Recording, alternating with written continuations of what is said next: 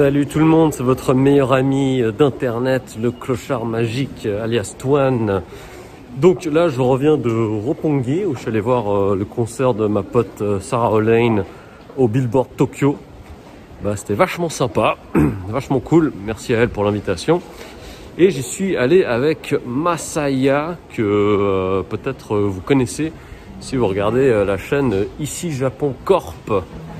Voilà, et aussi parce qu'il a sorti son album Masaya il n'y a pas très longtemps sous le nom de Tetsuro. Voilà, donc peut-être que vous connaissez sous le nom de Tetsuro du coup. Alors, moi je vous fais cette petite vidéo parce que j'ai reçu pas mal de remarques ces derniers temps par rapport à mes vidéos dans lesquelles je parle de choses qui sont, je vais pas dire profondes, hein, mais qui au final parle d'un combat ordinaire que beaucoup de personnes normales ont. Voilà, c'est donc vraiment la rengaine classique, le travail, les aspirations, ce qu'on a envie de faire, etc.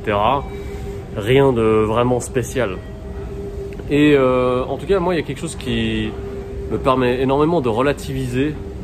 C'est le fait que je connais des personnes et j'ai des amis qui sont pour la plupart très proches, qui ont un vécu qui est très différent du mien. Donc moi j'ai vraiment grandi à Genève, en Suisse, j'ai une super jeunesse normale et tout, super cool. Et c'est pas la même chose pour par exemple mes potes de New York. Et à la base je voulais faire vraiment un vlog avec tout le montage qu'il faut pour vraiment présenter cet ami dont je vais vous parler maintenant. Et j'ai finalement décidé de faire marche arrière parce que c'est vraiment quelqu'un qui a une vie très compliquée et par pudeur, je me suis dit bon bah voilà, autant parler de cette personne pour un petit peu lui rendre hommage et aussi en parler comme une inspiration par le biais des humeurs du clochard magique. Donc cet ami est originaire du Queens à New York et c'est vraiment quelqu'un du ghetto, hein. Donc moi je suis pas du tout quelqu'un de la street zère comme on dit. Mais lui, oui, c'est vraiment quelqu'un du ghetto. Il a fait plusieurs années de prison aux States.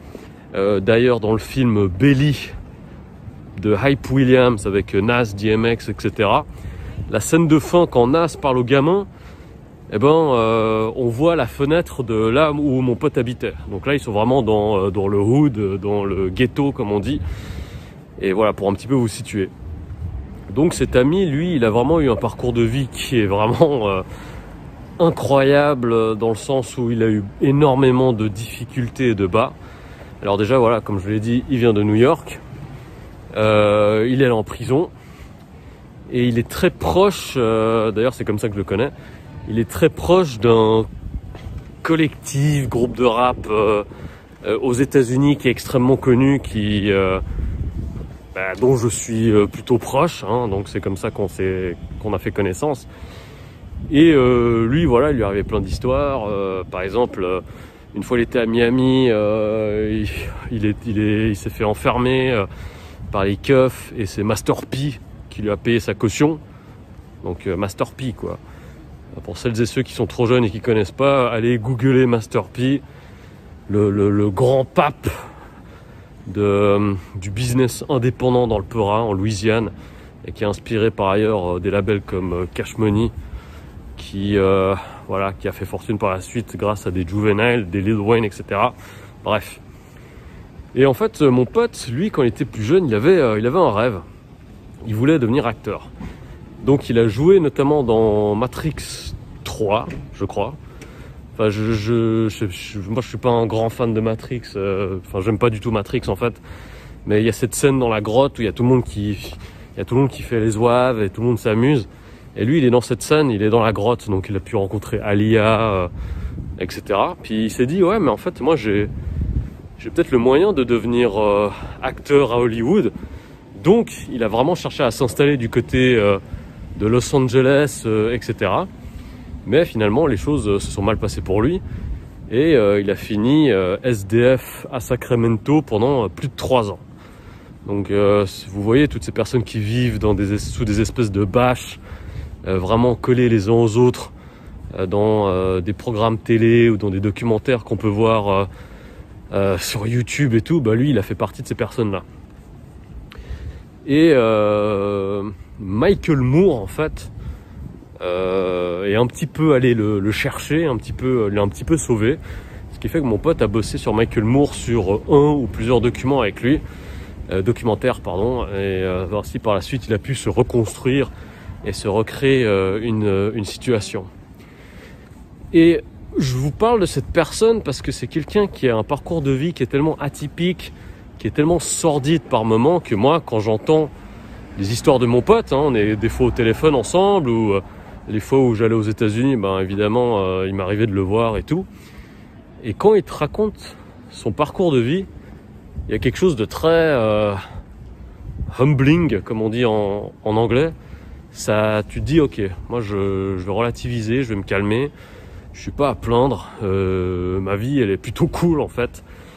Et ouais, parce que putain, lui il lui est arrivé tellement de trucs, je vais parler de la prison et tout, mais la plus grosse histoire à son sujet qu'il m'avait raconté, c'est que une fois j'étais chez lui aux États-Unis et tout, et il avait une bouteille de rhum, je crois que c'est du Bacardi ou un truc du genre, c'est même pas un grand rhum, c'est rien de spécial. Et cette bouteille était vraiment dans la boîte, en carton et tout, toute jolie. Puis en fait, chaque fois que j'allais chez lui, qu'on buvait, etc., lui, il ne touchait pas à cette bouteille. Et moi, je lui ai demandé, ouais, mais comment ça se fait? Tu t'aimes pas le rhum? Je comprends pas, il y a cette bouteille qui est là. Mais de toute façon, moi, j'aime pas le rhum, donc mais c'est vraiment par curiosité. Et c'est là qu'il m'a raconté l'histoire de cette bouteille. Et il m'a dit qu'en fait, c'était à la fin des années 90, donc quelque chose genre 98 ou 99, à la sortie de l'album du groupe de rap américain dont lui et moi, on est plus ou moins proches. En tout cas, lui, il est ou il était très proche. Et il avait organisé une espèce de teuf dans un appartement à Harlem et tout, avec d'autres personnes. Donc voilà, c'est cool, chacun est venu avec ses bouteilles et des trucs du genre. Et à un moment, il a dû s'absenter pour aller faire une course. Et quand il est revenu dans l'appartement, je sais pas combien de temps après, peut-être une demi-heure, tout le monde était mort en fait. Tout le monde s'est fait tirer dessus. Voilà, il y a eu un shoot-out comme on dit, et tout le monde criblé de balles. Et en fait, les seules choses intactes qu'il y avait dans l'appartement, c'était lui, parce qu'il était allé faire sa course dehors, et c'était cette bouteille de rhum sur la table. Voilà, donc c'est là où il m'a dit, voilà, moi je garde cette bouteille en souvenir de cette journée, c'est une survivante, elle a survécu à cet incident, comme moi j'y ai survécu. Donc voilà, il me parlait de ça, et je me suis dit, d'accord, c'est pas très joyeux quoi, mais j'ai pas de raison de me plaindre dans ma vie. Et c'est quelqu'un de très particulier, parce que je sais pas pourquoi, c'est quelqu'un que je trouve très touchant, parce qu'il a un côté qui est très doux. C'est quelqu'un qui m'apprécie beaucoup et que j'apprécie également énormément en retour. Mais voilà, c'est quand même quelqu'un dans le fond qui est qui est violent, qui vient d'un background violent. Enfin genre lui, la taille de son poing, ça fait la taille de ma tête quoi. Et je me rappelle d'une autre histoire où, pour vous dire, des fois, moi, il m'appelle quand je suis au Japon et tout, puis il me parle du fait que, mais voilà, tu sais que moi, c'était une femme asiatique, japonaise d'ailleurs, je crois, qui m'a un petit peu tiré du trou aussi. Donc, il y a pas mal de personnes, je vous parlais de Michael Moore avant, qui l'ont vraiment poussé à se relever et à améliorer sa situation. Et je sais pas pourquoi, je sais pas si c'est à cause de cette femme asiatique qu'il a cette espèce d'attache vis-à-vis de moi. Mais en tout cas, ouais, c'est quelqu'un dont je suis proche. Et d'ailleurs, je vais vous donner un indice par rapport à qui c'est.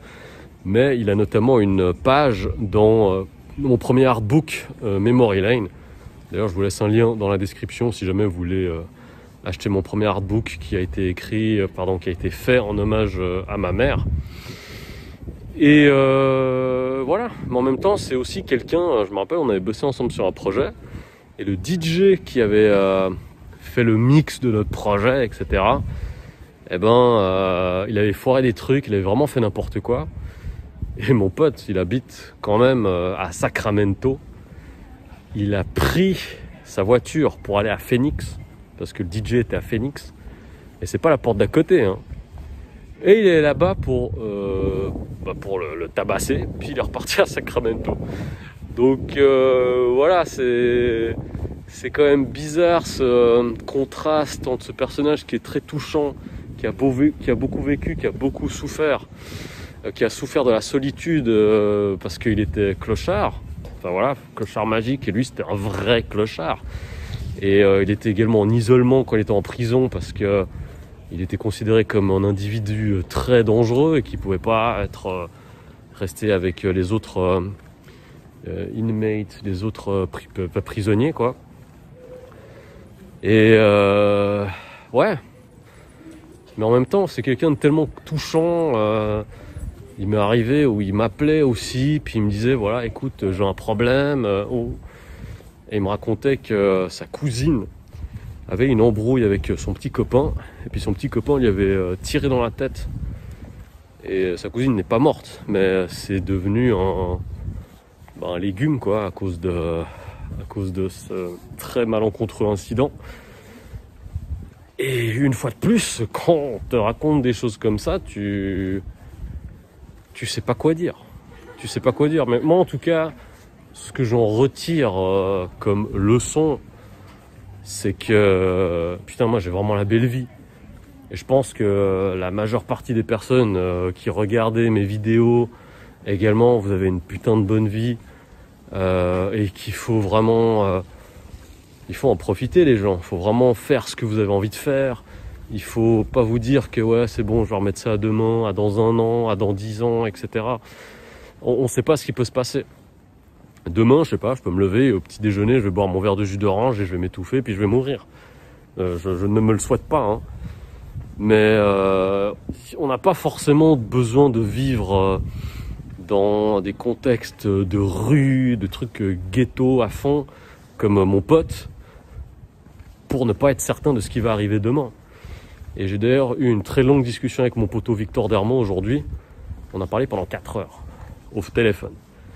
4 heures. Et il y a une partie de la discussion qui était un peu à propos de ça, du fait de se dire putain mais les gars, vous voyez, on n'a pas le temps, on n'a pas tout le temps du monde. Ça c'est une grossière erreur, je vais pas dire que c'est un mensonge, mais c'est une misconception. Putain, je suis vraiment un Vandame du dimanche. En tout cas voilà, moi j'ai passé une très bonne journée, je suis allé à un concert très cool, et continuez à être inspiré, continuez à faire du bien autour de vous. Et voilà, n'oubliez pas qu'il y a toujours pire, non pas pour que vous vous sentiez mieux, mais pour que vous disiez quand même, ouais bon bah, je vais quand même juste arrêter de me plaindre. Salut, c'était le Clochard Magique, je vous fais des bisous, ciao ciao.